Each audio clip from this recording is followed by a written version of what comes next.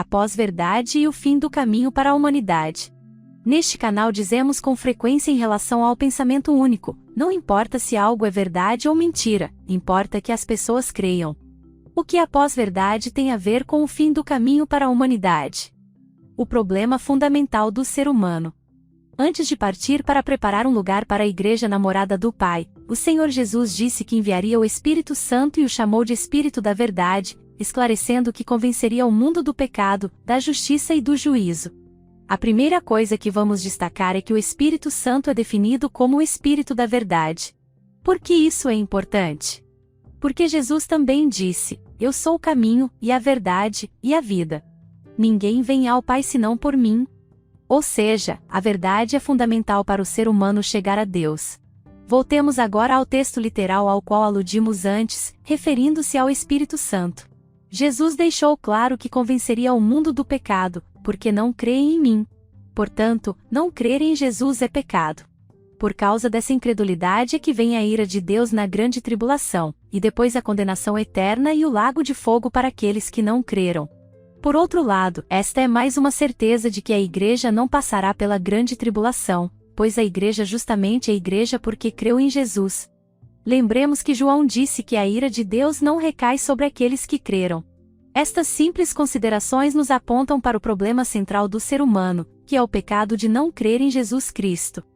Pois bem, se Jesus disse que Ele é a verdade e que ninguém vai ao Pai senão por Ele, então conhecer a verdade é essencial para ser salvo da ira de Deus, que está sobre aqueles que não creram. Outra conclusão que podemos tirar destas considerações é a importância para o inimigo dos seres humanos, Satanás, de poder esconder ou anular a verdade na vida de uma pessoa. Vejamos o papel que a pós-verdade desempenha nisso e por que dizemos que é o fim do caminho para o homem. A importância da pós-verdade para Satanás. Assim que a igreja for arrebatada, o Cordeiro abrirá o primeiro selo, dando nesse momento a permissão ao Anticristo para governar a humanidade durante um tempo limitado. Daniel disse sobre o Anticristo, ou iníquo, também conhecido como o homem do pecado, pelo seu entendimento, também fará prosperar o engano na sua mão. A palavra entendimento aqui é no sentido de inteligência. Paulo diz que o advento do ímpio é segundo a eficácia de Satanás, com todo o poder, e sinais, e prodígios de mentira, e com todo o engano da injustiça para os que perecem. Em Apocalipse 13, João nos fala sobre a segunda besta que colabora com o Anticristo e diz que ela engana os que habitam na terra com sinais que lhe foi permitido que fizesse em presença da besta, dizendo aos que habitam na terra que fizessem uma imagem à besta, matando aqueles que não adoram essa imagem. Em Apocalipse 14, João diz o seguinte sobre aqueles que se deixam marcar: se alguém adorar a besta e a sua imagem e receber o sinal na testa ou na mão, também o tal beberá do vinho da ira de Deus, que se deitou, não misturado, no cálice da sua ira, e será atormentado com fogo e enxofre diante dos santos anjos e diante do Cordeiro. E a fumaça do seu tormento sobe para todo sempre, e não tem repouso, nem de dia nem de noite, os que adoram a besta e a sua imagem e aquele que receber o sinal do seu nome. Portanto, Satanás precisa enganar a humanidade para colocar a marca, o que lhe permitirá forçar a quem o fizer, a adorar a imagem da besta. Após receber a marca, a pessoa não terá mais redenção possível e seu destino eterno é a condenação ao lago de fogo, junto com Satanás e seus servos. Pós-verdade não é mentira. Muitas pessoas creem que a pós-verdade é mentira. Mas não é assim. É algo muito mais diabolicamente sutil.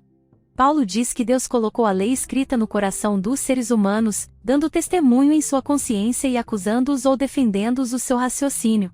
É por isso que todos sabemos, instintivamente, que matar ou roubar é errado, por exemplo. É por isso que em todas as culturas esses atos são penalizados, ou pelo menos desaprovados. Portanto, para enganar o ser humano a ponto de permitir que lhe seja colocada uma marca que o impedirá de ser salvo, Satanás precisa ser capaz de anular aquela consciência que manifesta em seu ser a verdade escrita pelo Criador.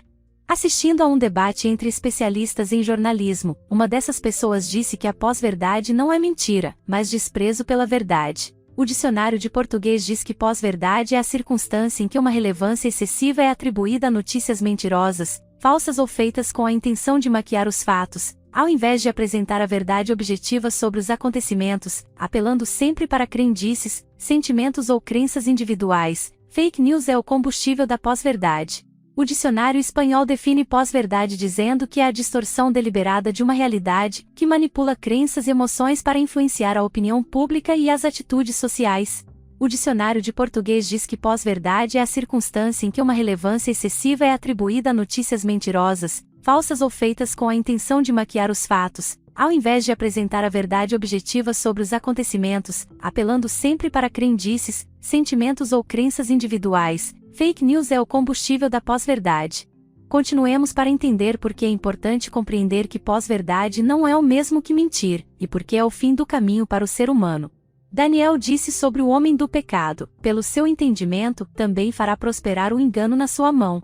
Uma das ferramentas usadas por Satanás para anular essa consciência da lei de Deus no coração do homem, é impor uma forma única de pensar, algo que vemos nas agendas ideológicas destrutivas de que falamos recentemente neste canal. Nessa evolução da imposição do pensamento único, entra a ferramenta psicológica da pós-verdade, que, como disse o jornalista, é o desprezo pela verdade.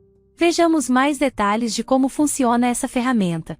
Desprezo pela verdade. Em 2020, foi realizado o maior experimento psicológico da história. Todos nós sabemos o que aconteceu. Esse experimento partiu de uma mentira descarada e sem qualquer respaldo científico. Rapidamente, especialistas de diversas áreas da ciência se levantaram para denunciar a mentira, demonstrando com fatos científicos comprovados que o que foi dito era uma farsa. Uma das mentiras era, por exemplo, que uma pessoa que não tivesse a tal doença poderia transmiti-la. Outra foi que as pessoas que não foram inoculadas punham em perigo aquelas que tinham recebido essa inoculação, embora, supostamente, as que estavam inoculadas deveriam ter a melhor proteção. O que aconteceu? Aconteceu a coisa mais surpreendente que poderia ocorrer: milhões de pessoas em todo o mundo recusaram-se a ouvir os cientistas. Em vez disso, acreditaram em supostos jornalistas, pagos pelo sistema, que nada fizeram senão cuspir absurdos dia e noite através dos meios de comunicação, que são instrumentos de manipulação de massas. Todos eram rostos novos no jornalismo. Pessoas que claramente não tinham experiência, mas que cometeram intromissão profissional, ao se prestarem a ser usados pela mídia como prescritores de experimentos médicos. Esse tipo de jornalistas são conhecidos na Espanha como junta-letras, já que se limitam a ler o que seus amos determinam no roteiro. O público ignorou completamente as alertas de cientistas e profissionais de saúde com carreiras e reconhecimentos que poucos chegam a alcançar na vida. É provável que mesmo os engenheiros da manipulação do pensamento de massas tenham ficado surpreendidos com o nível profundo das raízes da pós-verdade na sociedade. Milhões e milhões prestaram-se a uma experiência perigosa, oferecendo seus corpos a estes enganadores, desprezando assim a verdade. Você entende agora como funciona a pós-verdade? Você entende agora por quê, embora esta sociedade esteja experimentando a maior demonstração de cumprimento profético da história, eles ainda não querem ouvir sobre as boas novas da salvação através de Cristo? Antes de passarmos às conclusões sobre este assunto tão importante da salvação eterna, vamos ver qual é a base sobre a qual a pós-verdade se baseia para muitos. Como é imposta a pós-verdade? Como dissemos antes, a pós-verdade é definida como a distorção deliberada da verdade, manipulando assim os sentimentos das pessoas para influir na opinião pública e as suas emoções. Como já explicamos numa pequena série deste canal sobre bruxaria, qualquer manipulação do livre-arbítrio de alguém é bruxaria, e é isso que Satanás e seus servos fazem. Diante disso, pode-se entender por que os governos e os meios de manipulação de massas fazem um trabalho tão extenso com a infantilização da sociedade. Também se entende porque eliminam tudo o que poderia fazer as pessoas pensarem e analisarem. Emitem muita informação, mas é como um saco cheio de gatos, muita informação desarticulada, confusa e sem provas. Essas informações também se caracterizam por serem tão superficiais que às vezes nem se entende do que se trata a tal informação. Ou deveríamos dizer talvez desinformação. Essa suposta notícia vem acompanhada de entrevistas de um junta-letras recém-formado na universidade, ou mesmo ainda informação, que vai à rua de uma cidade onde a maior parte do público nem sabe onde fica, e pergunta a 5 ou 6 transeuntes o que eles pensam de que esteja fazendo frio. Depois acrescentam algo assim como que, de acordo com especialistas, blá, blá, blá, embora nunca citem o nome de nenhum cientista sério ou revista especializada no assunto. Na Espanha, já temos experiência com os supostos especialistas nos quais o governo se baseia para tomar decisões que afetam vidas. A questão é, essa informação é útil para alguém? Que diferença faz para nós o que essas 5 pessoas pensam sobre o frio que faz ou não numa cidade que nem sabemos onde fica? Esse tipo de mal chamada reportagem são manobras para encher o noticiário de informação inútil, esvaziando-o realmente de conteúdo. Ou seja, fala-se muito, mas não se diz nada. Esta forma de fazer suposto jornalismo nada mais é do que uma manipulação das emoções do público. Logicamente, se entrevistaram 12 pessoas, das quais 7 dizem que o tempo está normal e 5 dizem que estão extremamente preocupadas, incluirão apenas as últimas 5. A partir da opinião dessas 5 pessoas, eles usam isso para dar a ideia de que há uma mudança na climatologia, quando o que ocorre é uma oscilação normal, se analisamos as evidências de cientistas de períodos longos, que é como se deve estudar esse assunto. Que critérios ou dados científicos essas 5 pessoas têm para opinar sobre algo assim baseado em suas sensações físicas? Por outro lado, esses meios de manipulação nunca entrevistam um cientista sério que mostre um gráfico de 2000 anos, mostrando que esse clima é normal para aquela época do ano. Quando morre um jornalista? Esta pergunta nos traz de volta ao debate sobre jornalismo citado anteriormente. Alguém disse nesse debate que quando um jornalista se torna ativista, ele está morto para o jornalismo. Dar informação implica uma grande responsabilidade e representa uma grande tentação na hora de selecionar o que se transmite e o que não. O que não é transmitido é tão importante quanto o que é passado ao público, porque influi o marco de referência da pessoa, que depois será usado por ela para formar a ideia sobre o assunto e até tomar decisões. Portanto, um jornalista comprado por outros interesses que não o de ser fiel à verdade se corrompe e é praticamente impossível que ele volte a ser jornalista. É por isso que vemos como os maiores meios de comunicação estão a serviço da propagação de agendas destrutivas, em prol dos interesses desse sistema tirânico que cada vez se impõe mais no mundo, pós-verdade e política. A política é extremamente importante em nossas vidas porque os políticos fazem leis e depois as impõem ao povo. É por isso que foi implantada a ideia de que não devemos falar de política, religião e dinheiro. Como sempre dizemos, o mal não é que mintam para você, mas que você acredite. Na política se diz que é mais importante que algo pareça verdadeiro do que a própria verdade. Isso é chamado de política fatual. Tentando anular o valor da verdade, Alexander Dugin, o hermetista gnóstico e filósofo com grande influência na Rússia, disse que a verdade é uma questão de crença. A pergunta para ele seria: e crer que a verdade não é um fato, não é uma crença em si mesma? Portanto, a pós-verdade surge do relativismo pós-moderno e conduz o pensamento social à subordinação dos fatos às ideologias alinhadas aos interesses dos governos. Quando alguém coloca sobre a mesa evidências que contradizem o que o sistema quer que as pessoas pensem, os porta-vozes desse sistema rapidamente desqualificam o incômodo defensor da verdade, acusando-o de ser antissistema, negacionista, conspiracionista, etc. Aí eles estão certos. Aqueles que confrontam a pós-verdade com os fatos são realmente pessoas contra um sistema corrupto e manipulador, negam as falsidades e expõem as conspirações de quem controla o poder a fim de obter mais poder ou se perpetuar nele. Ou seja, quando nos deparamos com a agenda emocional e manipuladora de uma pós-verdade, o melhor é sermos antissistema, negacionistas e conspiracionistas. Quando os políticos usam toda a maquinaria de comunicação que controlam para convencer a sociedade de algo, repetindo-o continuamente 24 horas por dia, 7 dias por semana, é preciso ser muito desconfiado. E geralmente temos razão. Passado um pouco de tempo, entendemos por que algo cheirava podre. Vejamos outro componente importante para a consolidação da pós-verdade. Pós-verdade e redes sociais. Um elemento fundamental para aumentar o efeito pós-verdade são as redes sociais. Como neste contexto de pós-verdade prevalecem as emoções e as crenças pessoais, estas espalham histórias que, embora não sejam baseadas na ciência ou em fatos, o que vale é que coincidem com as suas emoções e crenças. Isso aumenta a bola de neve, que chega até seus contatos, que creem e sentem o mesmo. Goebbels, o mentor publicitário da máquina hitlerista, disse que se você repetir uma mentira 1000 vezes, ela se tornará verdade. Neste contexto, como sempre dizemos, não importa se algo é verdade ou mentira, mas que as pessoas creiam. Portanto, uma sociedade lobotomizada pela manipulação mediática, bombardeada por mentiras e imersa nas redes sociais, não é capaz de pensar se o que os seus contatos lhe enviam é verdade ou mentira. Eles também não se preocupam em tentar confirmar por quê, se a televisão, o governo, que eles creem que trabalha para o bem do povo, e depois o seu amigo de infância, disserem algo. O que pode estar errado? Outro fator no contexto das redes sociais e da pós-verdade é a obsessão em acumular seguidores e curtidas. É assustador ver como as pessoas morrem por ir a lugares perigosos para tirar fotos e conseguir mais curtidas.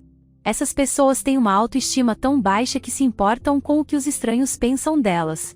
Além disso, não hesitam em usar filtros e manipulações fotográficas para parecerem o que não são, tudo para conseguir mais curtidas.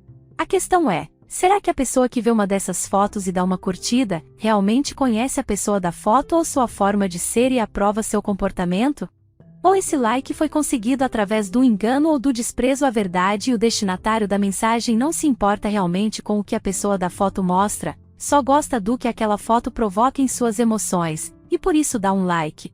A pós-verdade tem seu melhor terreno fértil entre uma humanidade narcisista, que não consegue enxergar além do que mostra seu perfil nas redes sociais. Dito em linguagem bíblica, nos últimos dias sobrevirão tempos trabalhosos, porque haverá homens amantes de si mesmos, avarentos, presunçosos, soberbos, blasfemos, desobedientes a pais e mães, ingratos, profanos, sem afeto natural, irreconciliáveis, caluniadores, incontinentes, cruéis, sem amor para com os bons, traidores, obstinados, orgulhosos, mais amigos dos deleites do que amigos de Deus, tendo aparência de piedade, mas negando a eficácia dela. Destes afasta-te. 2 de Timóteo 3, 1-5. Como podemos ver até agora, a sociedade foi submetida e depois mergulhada num mundo terrivelmente sombrio de engano, que levará a maior parte da humanidade à mais horrível destruição. O autor e filósofo britânico Anthony Clifford Grayling diz que existem várias semelhanças incômodas com a década de 1930, uma vez que a cena internacional se assemelha à era volátil e intolerante dos anos anteriores à Segunda Guerra Mundial. Mas, além da Guerra Mundial, vejamos o que há de mais sério em abraçar a pós-verdade. As consequências de desprezar a verdade. Lembremo-nos que o Redentor, o Senhor Jesus, é a verdade e que ninguém pode chegar ao Pai senão por meio dele. Quando alguém está convencido de que pecou, pode arrepender-se dos seus pecados e crer, mas se uma pessoa despreza a verdade, não pode ser perdoada, porque nunca compreenderá que pecou, e consequentemente, não compreenderá que precisa de um Redentor. Assim, se Satanás leva a humanidade a desprezar a verdade, mesmo tendo uma enorme quantidade de evidências diante de seus olhos, ele faz com que essas pessoas sejam vítimas do engano. Portanto, podemos concluir que a fase da pós-verdade é como o alicerce sobre o qual o anticristo levantará o seu trono. Agora vejamos como as coisas terminam. Deus envia um poder enganoso. Fique até o final do vídeo porque o que vem pela frente pode te surpreender bastante. Durante 4.000 anos, Deus preparou a humanidade para a vinda do Redentor, que pagaria com a sua vida pelo pecado humano. Esse Redentor não era outro senão seu Filho amado, em quem Deus se agradou e com quem teve profunda e perfeita comunhão. Quando o Redentor subiu à cruz, ele sofreu a ira de Deus pelo pecado do homem, pois naquele momento, encarnado como homem, Jesus representava todos os seres humanos com seus pecados, embora ele mesmo não tivesse pecado. No auge do sofrimento, Jesus clamou: Deus meu, por que me desamparaste? Jesus disse que ele poderia orar ao Pai e ele enviaria mais de 12 legiões de anjos para libertá-lo. Mas ele não o fez e o Pai continuou vendo o sofrimento do seu Filho amado, sem levantar um dedo para salvá-lo. Após 2.000 anos de espera para que a humanidade se arrependesse de seus pecados e cresce no sacrifício de seu Filho, Deus apurou o tempo que deu à humanidade para escolher entre ser salva da ira ou ficar totalmente exposta a Satanás por toda a eternidade. Durante todo esse tempo, a Igreja de Cristo tem pregado as boas novas da salvação pela graça de Deus. A maior parte da humanidade desprezou Jesus Cristo e sua salvação, e portanto, aproxima-se o terrível momento em que Deus, na sua justiça, enviará 21 juízos sobre aqueles que não creram. Esta realidade é expressa neste versículo que fala do surgimento do governo do Anticristo, dizendo que a sua vinda é segundo a eficácia de Satanás, com todo poder, e sinais, e prodígios de mentira, e com todo engano da injustiça para os que perecem, porque não receberam o amor da verdade para se salvarem. E por isso, Deus lhes enviará a operação do erro, para que creiam a mentira, para que sejam julgados todos os que não creram a verdade ou antes, tiveram prazer na iniquidade. Assim, a consequência de desprezar a verdade e de ser guiado pelas emoções e crenças humanas, é ser vítima de um poderoso engano, enviado pelo próprio Deus, com o propósito de que aqueles que desprezaram o sacrifício de seu Filho amado enfrentem o castigo eterno por seus pecados, fazendo assim justiça. Quando alguém crê em Jesus, ele se torna uma nova criatura e seus pecados são apagados, tendo o Filho de Deus como seu advogado diante do trono do Pai. Mas, todos os que desprezam a verdade irão para a eternidade com as suas obras testificando em contra de si e enfrentarão o juízo sem advogado. Esse é o resultado de aceitar a pós-verdade, ou desprezar a verdade, que é Jesus Cristo, o Cordeiro de Deus, que tira o pecado do mundo.